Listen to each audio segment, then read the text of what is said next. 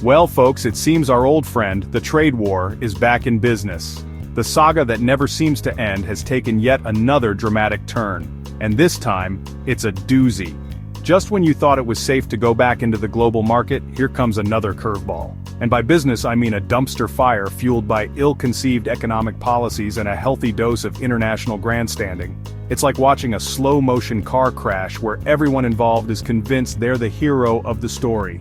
The stakes are high and the consequences could be far-reaching. On April 7, 2025, former President Donald Trump, in a move shocking only in its utter lack of surprise, threatened to slap a 50% tariff on all those Chinese imports we've all grown to love, hate, and occasionally use to prop up wobbly furniture. This announcement sent shockwaves through the markets, causing immediate reactions from traders and economists alike. This tariff tantrum, delivered via his favorite social media platform, no, not the one with the bird, was in response to China's audacity to, well, retaliate against earlier tariffs imposed by, you guessed it, Donald Trump. The back and forth has been relentless, with each side trying to outdo the other in a game of economic brinkmanship. It's a classic case of economic mutually assured destruction, except with more Twitter rants and fewer mushroom clouds. The global economy hangs in the balance as these two superpowers continue their tit-for-tat strategies. Businesses and consumers are left to navigate the fallout, wondering what the next move will be, and how it will impact their daily lives. The uncertainty is palpable, and the stakes couldn't be higher. Investors are on edge, watching the stock market with bated breath, as every tweet and counter-tweet sends ripples through the financial world. Shipping containers pile up at ports, waiting for clarity on the new rules of engagement. The ripple effects of these tariffs are felt far and wide, from the factory floors in China to the retail shelves in America. Economists are divided on the long-term impacts, with some predicting a severe downturn and others hoping for a resolution that could stabilize the markets. News anchors dissect every development, while everyday people just try to go about their lives, shopping for goods that may soon become much more expensive. The world watches and waits as the trade war saga continues to unfold.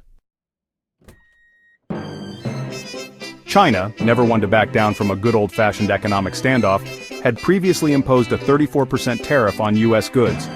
This was on top of existing duties because, why make things simple? This retaliation was a direct response to Trump's initial salvo, a delightful 34% tariff on Chinese exports. This tit-for-tat tariff tango, while undoubtedly entertaining for those of us who enjoy watching powerful men behave like petulant children, has real-world consequences. American businesses exporting goods to China are now caught in the crossfire, facing a whopping 54% tariff. This latest chapter in the US-China trade saga is really just a continuation of a long-running economic grudge match. The tensions between these two global superpowers have been simmering for years, with each side accusing the other of unfair trade practices and economic aggression. The stakes are incredibly high, not just for the US and China, but for the entire global economy. Every tariff, every trade restriction sends ripples through international markets, affecting everything from stock prices to consumer goods. It's a complex web of economic interdependence that makes the situation both fascinating and perilous. It all began during the Trump administration, a time marked by a significant shift in U.S. trade policy.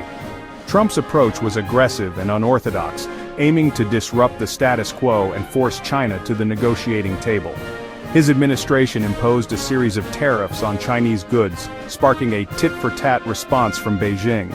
This period in American history will likely be studied by future historians with a mixture of bewilderment and morbid fascination. The strategies employed were controversial, to say the least, and the long-term impacts are still being debated by economists and policy experts.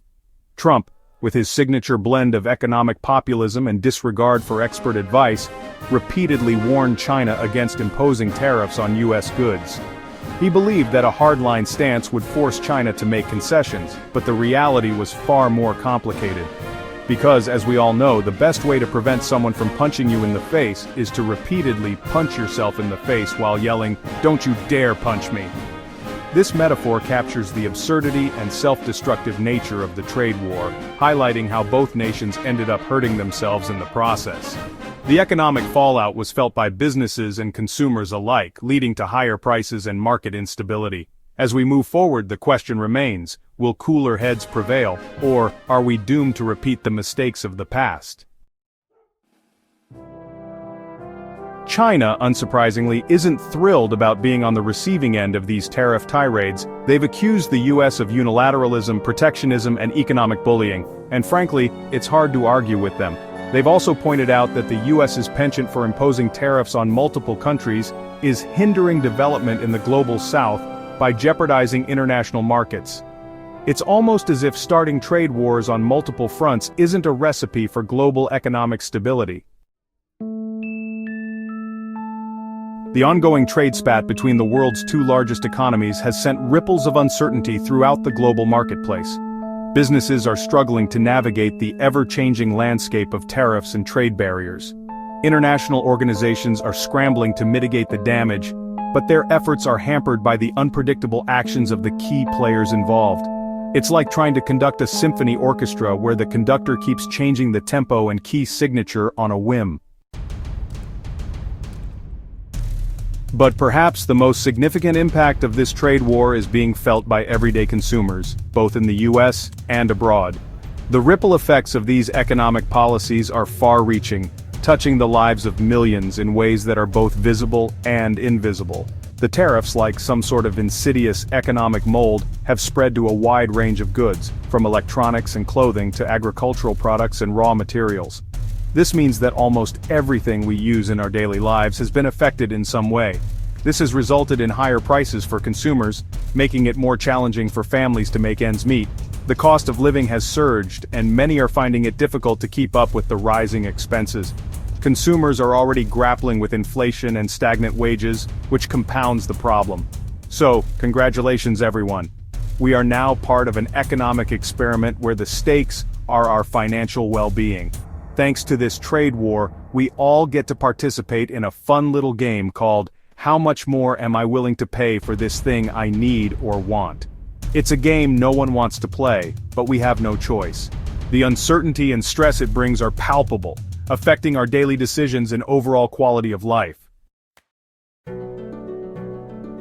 As the US and China continue their economic tug-of-war, the future of global trade hangs precariously in the balance. The rules-based international trading system, already under strain from rising protectionism and nationalism, is being pushed to its breaking point. The longer this trade war drags on, the more difficult it will be to repair the damage and restore trust between nations. And in a world already grappling with climate change, political instability, and a global pandemic, the last thing we need is another self-inflicted wound to the global economy. Alright folks, that's a wrap for today's video. If you enjoyed it, don't forget to smash that like button, share it with your friends, and hit subscribe to join the crew. We've got plenty more coming your way. Before you go, drop a comment below and let me know your thoughts. What did you think about this? Any suggestions for what you'd like to see next? I'd love to hear from you. Thanks for watching, and I'll catch you in the next one.